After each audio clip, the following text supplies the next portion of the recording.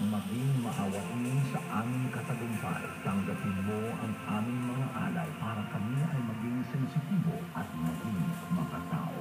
Maging mapagmahal at laging minamahal. Kami payapang mahihimlay sa inyong mga palad. Tiwala sa inyong proteksyon habang hinihintay ang panibagong mabiyayang mukhang liwayway at mapagpalang araw. Sa nakalipas na 21 oras, kayo'y nakikinig sa himpilang kakampi ng masa.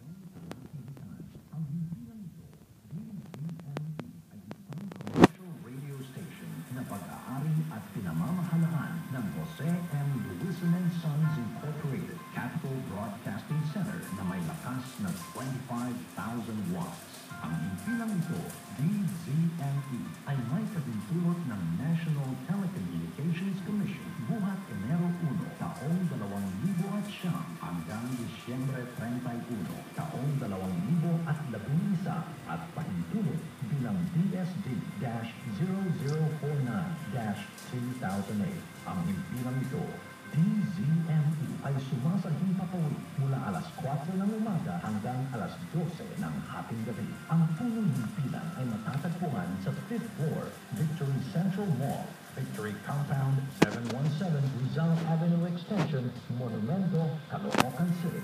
At ang transmitter ay nasa number 78, Calle Flamingo, Barangay Panghulo, Obando, Bulacan. Ang DZME ay pinangangasiwaan ng mga sumusunod na may pahintulot ng National Telecommunications Commission. Engineer Terry G. Bondo with ECE license number 796.